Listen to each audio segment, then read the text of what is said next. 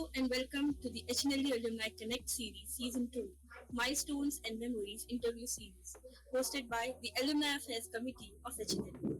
For our very first episode, we couldn't have asked for a more special guest.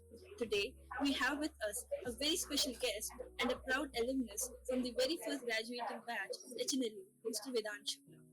Over the years, Sir has built an inspiring career that spans top-tier law firms and major corporate roles. After starting out with Desai Associates and gaining experiences from various firms and corporates like Desai and Devanji, IDFC Alternate and Wait, Sir moved to Cyril Amarchand Bangaldas as a partner in the funds practice. Most recently, he has been working as an independent legal consultant, serving as a retainer for a private equity fund and a wealth management company. It's truly an honor to have him here with us, not only for his professional achievement, but also because Sir represents the pioneering spirit of HNLU's first batch. Welcome to the podcast, Sir. We are delighted to have you. Thank you very much, Anushka. It's glad to be here amongst the students, and it will be very interesting. Looking forward to the interaction. Thank you, sir. Thank you so much, sir. Sir, you have been part of HNLU since its earliest days, and now you have come full circle, speaking to us as a successful professional. Before we dive into your career and experiences, I would love to take you back to your days on campus. What's the very first memory that comes to your mind when you think of HNLU? The very first Raj Bhavan. That's what comes to my mind when I think of HNLU because that's where we started. When I had gone to sort of get the form for HNLU, admission form. I don't know if you have seen the old Raj Bhavan next to Raj Bhavan setup.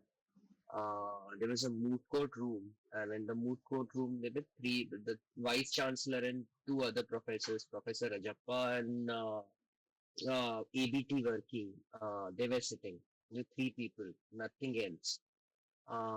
And I got a form from there, and that's where first day after everything, the selection and all.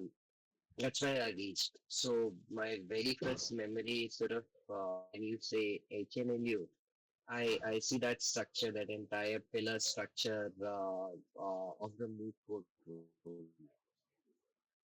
But yeah, I mean, to be very frank, the very first memory was getting down from a cycle rickshaw because I was a Raipur localite, and there were all sorts of people standing on the gate of HNLU, and it was interesting to just stand there and witness.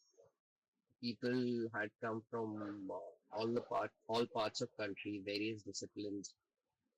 So that was, I guess, the very first memory as a student that I have of HLMU. Yes, sir. And we really look forward to host you in this new campus, sir, again. Sir, Likewise. yes, sir. So, turning into your area of specialization, how did you first get interested into equity finance law, and what made you choose this particular field over the other areas of corporate law? See, for me, it was slightly more interesting and not a choice as such. I was always interested in corporate finance as such. So therefore, when there was electives being discussed, one of the electives that we had asked for was corporate finance as a specialization, as a honor subject. But it so happened that I got internship in Nishid Desai Associates, and during my first internship, uh, I did good. I got second internship at Nishid Desai, and that's when my interest started because my mentor for my second internship, Vyapak Desai.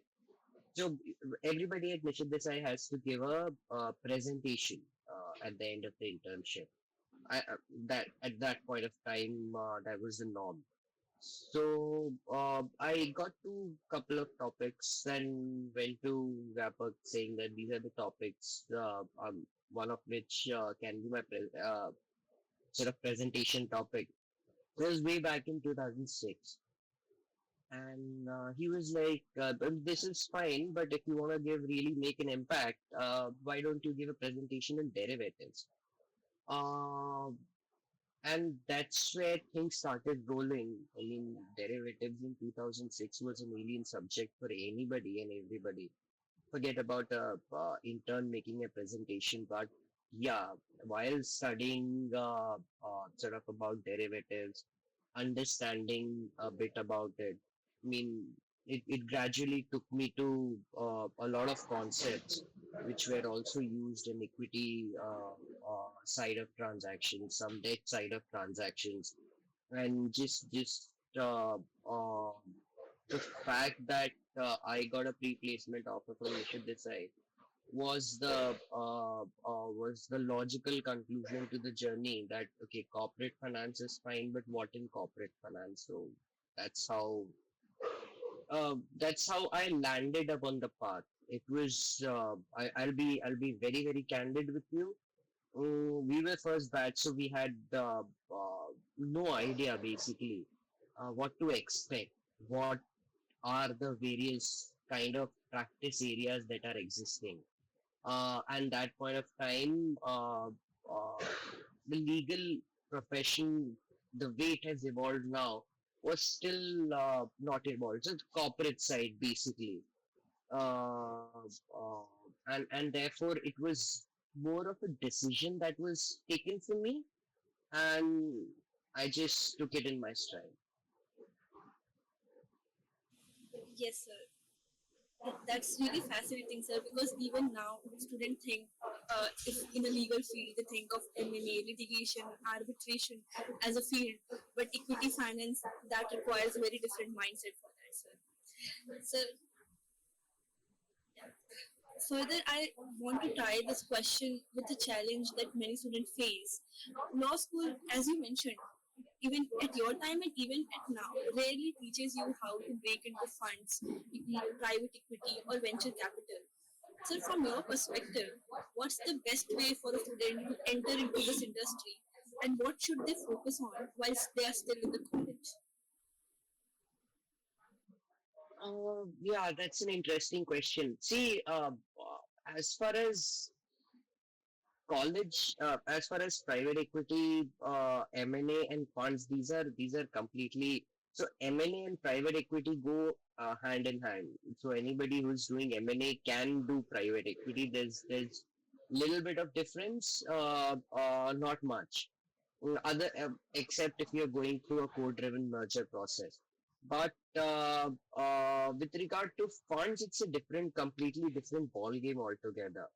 I am not really sure if there is a curriculum that is available, a proper curriculum that is available, which will help you understand funds. The only way of learning a sort of fund structuring uh, as a practice area or following fund structuring as a practice area is to get associated with a law firm or a professional who's practicing it.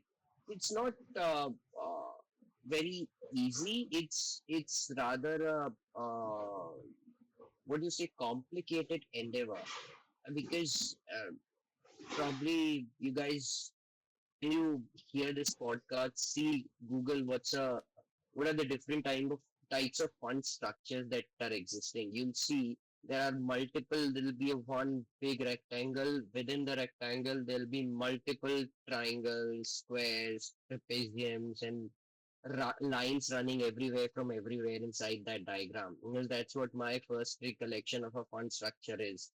I was given a PPM on my day one, and I was told, this is how a PPM looks like. Familiarize yourself. 250 pages. We have a call tomorrow. So now, I mean, this is how basically you'll be able to learn because creating a curriculum around funds, I'm not sure if that kind of a specialization uh, exists in many law schools. But yeah, if with through a collaboration of alumni coming and teaching, a course definitely can be curated. But the best way of as a student, so I mean, it's a slightly different approach. You may study a lot for a M&A for a private equity, but unless and until you're associated with a law firm or an individual who's practicing and you're looking at the documents, the changes, and what is happening on the ground, it will be very difficult for you to come to terms with these practice areas because in these practice areas specifically there are one, the terminology with regard to many things are very specific. So, one is understanding those terminologies. So, as a student, first, you should really be well versed with some basic terminologies in these, specifically M&A and private equity, like what is a ROFO, what is a ROFR, what is indemnity, what is the difference between indemnity damage, what is a specific indemnity. These definitions, what is the difference between representation, warranty, and a covenant? So, you know, as a student, these basic lingo in which a corporate M&A lawyer talks, if you have an idea of this kind of language that people use, it will be easier for you as a student to communicate with your seniors because many a times what happens is they are in the transaction, there is a time pressure, so people will not have time to explain these things because when they are talking, they believe that, okay, I'm talking to another fellow lawyer, so he or she would know what I'm talking about. It's just because of what do you say, super familiarity with these things. It is assumed whoever I'm talking to will also understand. So that is, I believe, point number one. Point number two is make sure you go and do your internships at the right places. Because I know as an intern, it's very difficult and it's a matter of the fate, luck, or whatever you call it. You land up in a, say, whatever law firm, and they have huge amount of transaction work. Even if they don't have a huge amount of transaction work, make sure you sit and read through, ask them the documents, term sheet, NDA, share purchase, share subscription agreement, so that you are familiarizing yourself with those documents. What does that document look like? Because it shouldn't so happen that you got an opportunity in a law firm and you're not familiar with these documents after maybe a week, 2 weeks, because it's a 4 week internship. So if you're not contributing within a week and a half or so, your internship goes waste. So, sorry, long answer short, two things. One, please understand the basic jargons that are used in relation to M&A and P kind of transactions so that it helps you better communicate with the associates, senior associates when you go to an internship and do tons of internship and do tons, try doing tons of work in internship. You're making mistakes, no problem, nobody's going to care about it. Make sure you make lots of mistakes. Lots of mistakes means lots of learning and ignore everything else. That is the best actually way to get into maybe a M&A and a P kind of practice area. Yes, sir. Yes, sir. Thank you so much, sir. And as you have mentioned that how important it is to understand the terminologies for this field, which brings me to my next question. So the field of equity finance changes so quickly with new regulation, global trends, and market shifts. What's the best way for students or young professionals to stay updated? Do you have any go-to resources, whether it's a book, journals, or even websites that you would like to recommend? And, see, you have to. There is no one maybe book or website or anything that will give you a holistic picture. Unfortunately, in a field like this, you have to be aware about a lot of things. So, like for example, uh, business, economic times and business standards become really important tools because you have to know what's happening in the market with regard to a particular transaction. There are, interesting kind of legal updates that many law firms, including Nishid Desai, Khaitan, Merchant, all of them have newsletters. So subscribe to a few of those newsletters of these law firms. Those are very good way of getting a very precise, concise, and timely information about legal and regulatory updates. There are also many law firms who are into writing research papers on big ticket transactions. So if there is a big takeover happening, so somebody will put out Nishid Desai puts out an M&A lab.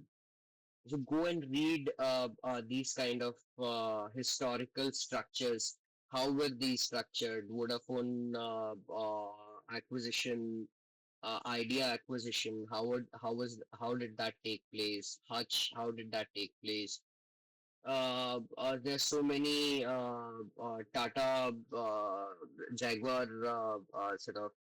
acquisition. So it's difficult to pinpoint a few resource. But now, if you want, in today's day and age, I would believe that maybe a Perplexity or a Chat GPT is good enough for you to get necessary updates. But then again, you have to be very smart with regard to the kind of commands that you're giving, the prompts that you're giving to this particular AI. And to that effect, a ritual can be created where there's set of prompts that you give to your AI every morning. So that's basically something that I do based on which it gives me to read select news items, articles. Maybe if there's some research paper, interesting research paper, it can come up with which is open source. It suggests that to me, so that makes me. I do that on a weekly basis rather than daily. So on a in a weekly basis, I complete whatever suggestions that Perplexity gave and go to the next week. That's how I do it these days. Excuse me. Sorry. Yeah. Yes, sir. Sir, my next question is, as you have mentioned that how internships are very important for this field and they play a Hmm. very big role in shaping your career. If someone is serious about equity finance, what kind of internship should they be focusing on? And how would you describe the difference between working at a boutique PEVC firm versus a large full services firm? In a boutique PEVC firm, you'll get to do a lot of work because a boutique PEVC firm, there'll be less people and therefore there'll be more sort of amenable to involve you in the transaction at some level. In a large firm, see, the problem happens because there are enough people already staffed in a transaction. There'll be associates, there'll be A0, A1, A2, and then there'll be senior associate, then there'll be principal associate, then there'll be partner. So all the work that will come to and it's not that a big firm like Amarchand or AZB will be having any less number of interns. So as an individual, especially when you're interning, the suggestion is to go to a place where you can actually be a part of a transaction. uh, your initial 3 year first semester, second semester, fourth year, first semester, all these internships should be in boutique law firms where you learn what is expected of you, how to read a document, how to review a document, or simplest enough, how to proofread a document. That's the basic thing because I remember the only reason, not the only reason, but a very big reason of my getting a second internship as Nishit Desai was uh, my proofing skills. No matter what document came to me, I was very good at sort of. So they used to mark the changes in the paper at that time, and and then basis that the proofing needed to be done, so changes needed to be carried out. So those proofing changes being carried out, that's what sort of got me into the possibly into the eyes of the recruiting partner, and I was offered a second internship. So, as a intern, see, there is an expectation that you know basically what a how to handle a SHA. Nobody wants you to draft anything. If you are able to, that's a very good thing. But as an intern, they just want you know somebody to help and see कि भाई there is कुछ obvious से गलत नहीं है. So, my sense is if you go to a boutique law firm where there's the people who have time to teach you, limited number of interns, so that you get dedication and you can ask questions. So, when you go and take your internship in your maybe fourth year or fifth year, when you're looking for a PPO, you know what you're talking about as far as a document is concerned. So, because that is the time when your handling skills would be evaluated. Because if you're running against a PPO, you are running against a lot of crowd of other law schools. So, if by that time you know how to read a SHA or how to proofread or how to carry out the changes that have been asked of you, or more importantly, how to articulate research in an email. I've seen generally what happens is as an intern, you'll get a particular item to research about, or research about this particular aspect of law in relation to this particular aspect of facts. Right, that's the generally what an intern is asked to do. So getting the research done is one part.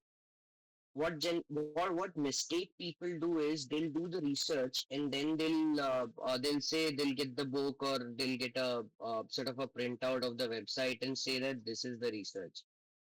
But the important thing is how to articulate that research in an email and send it across so that it can be useful in a user friendly manner. So the reason for this monologue was that there has to be a logical progression where you first learn the work. For learning the work, you have to go to a place where people have time to teach you. And once you learn a little bit of this M&A or whatever your practice area may be, it's not necessarily equity finance, but this is applicable across the board, even in litigation for that matter.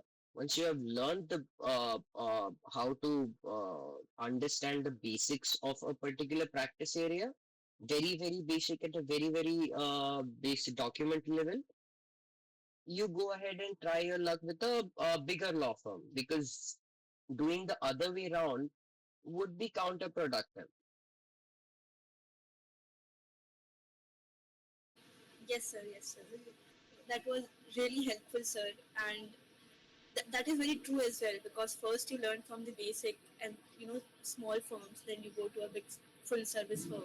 That would be really helpful to the students. Sir, my next question is, law school gives us theory, and even through internships we get to learn something, but then the transition to the practice is always eye opening. So for you, what was the biggest adjustment when you moved from reading an internship about these concepts and practices to actually handling real equity finance deals? Your expectations. You're expected to, until and unless you are in a law school, un- until you graduate, basically, you are only evaluated once a year. Once you start working, you are evaluated on a daily basis, and that transition is extremely hard hitting sometimes, because you have to deliver on a daily basis, perform on a daily basis, and keep evolving on a daily basis. So, I mean, the transition, the first day in the job, I remember realizing that particular aspect, because you get a transaction, or you get a document. As I said, I got a PPM, uh, and those times I was the work was very, very, very, very heavy, and there was no, I mean, so much of law school students were not there at that point of time, because these practice areas were coming up. So it was all at that point of time also in funds. It was you learn on the go. So so that is where you have to be careful about it, because initially, yeah, so there are two things that you have to deal with when you are transitioning from a law student to a lawyer. And this is regardless of practice areas. It's just the transition from a law student to a lawyer. You have to understand that you will not succeed in everything that you do. No, you have to understand that you will make mistakes, and you have to understand that you are now professional, so now you are responsible for everything that you do, say, or write. So this is something important, and I can't stress enough. Don't get don't lose your heart when you try to work as a associate, and you realize कि मुझसे ये गलती हो गई, मुझसे वो गलती हो गई. Yes, you have to take it in your stride, but you have to learn from it as well.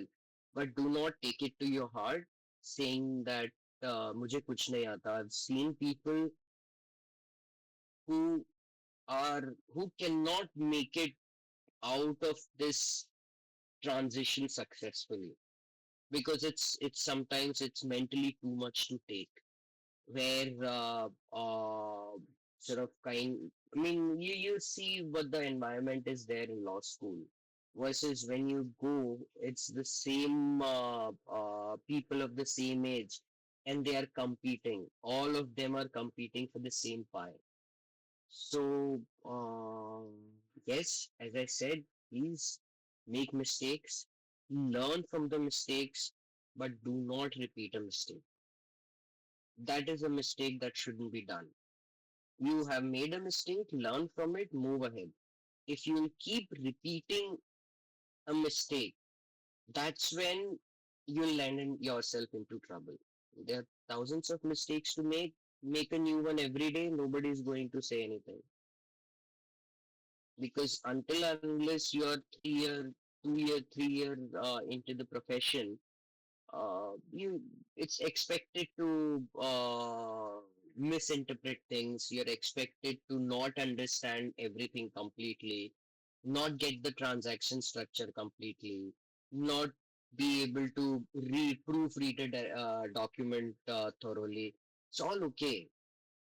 So while transitioning from a law student to a lawyer life, please remember it's going to be a hard transition. You will be evaluated on a daily basis, but all you need to do is to keep enduring and keep learning.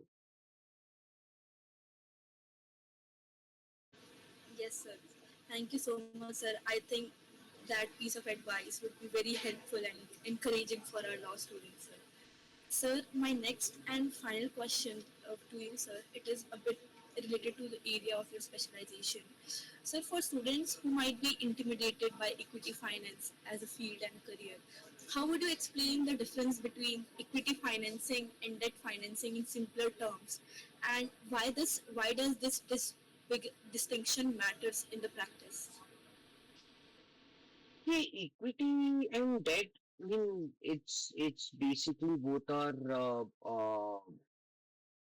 different part. I mean, part of the same coin. See, equity essentially means that there is a partnership coming in. That's what equity means, right? If you are holding a equity in the company, you are a owner to the extent of those shares. So that's your ownership in the company.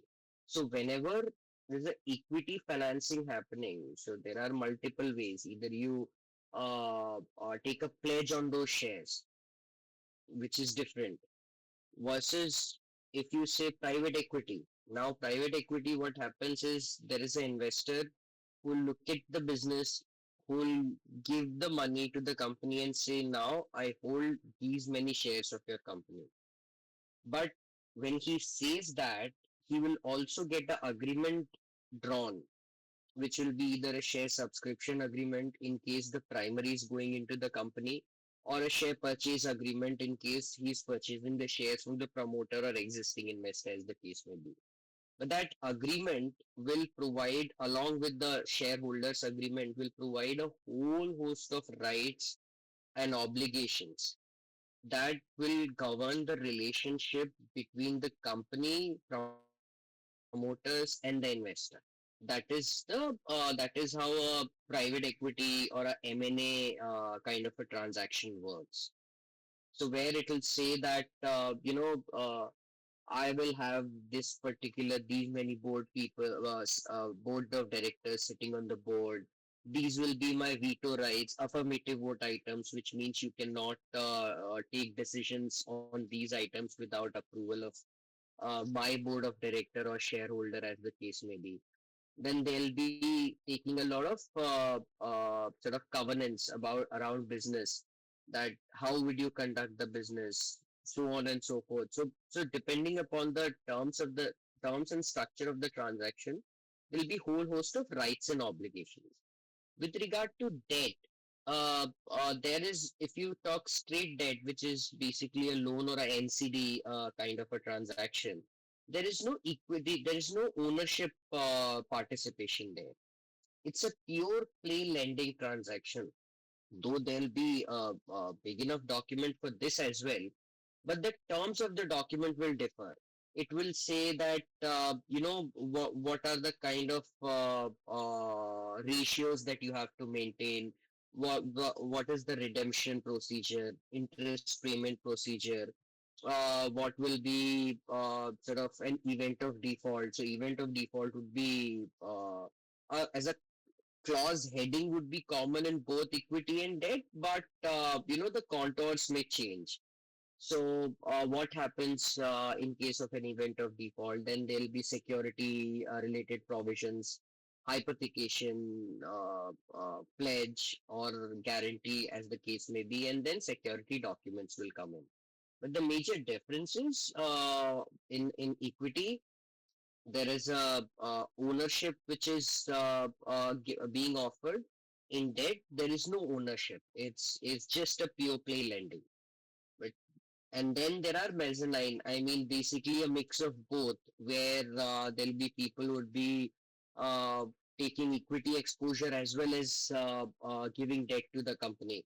Uh, that depends, and there are multiple structures to that effect. But this is what the basic difference is.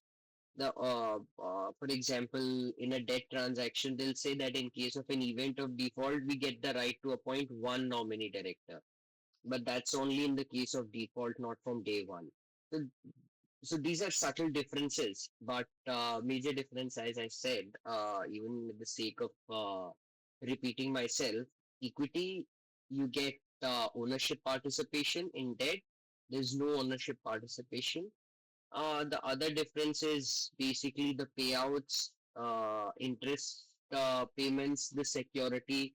As you would know, equity is unsecured, but when there is a debt, that generally comes with a security package. So, thank you so much, sir. Thank you so much for these answers, and thank you for sharing these insights and experiences.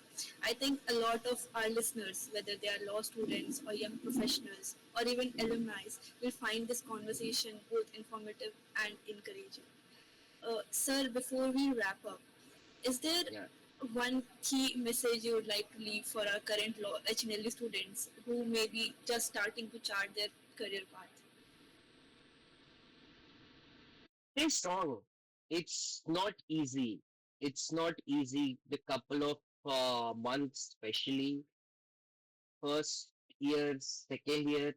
See what happened in the law school, starting 1.5 semester, 2 semesters, is going to be the same in profession, but at a very high degree.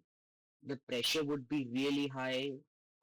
Sometimes people would get really mad, would say some nasty things, may break your spirit, but all I'll request you, just get up again and start walking. Just give yourself 3 years and you see everything would be okay. It would be difficult to start with, but it gets better. And it gets amazing. It gets amazing. Just don't walk out the door. That's my request. Thank you so much, sir. Thank you so much. On that note, we conclude this episode, and it's been an absolute privilege to host you, sir. We wish you continued success, and we hope to keep learning from your journey. Thank you once again for joining us today, sir. It is my pleasure, and it's always a pleasure to be amongst the HNLU students. Thank you so much, sir. Take care. We really hope to see you in this campus, new campus. Likewise, I'll look forward to it. Have a nice day, everyone, and wish you a very, very happy Dasha.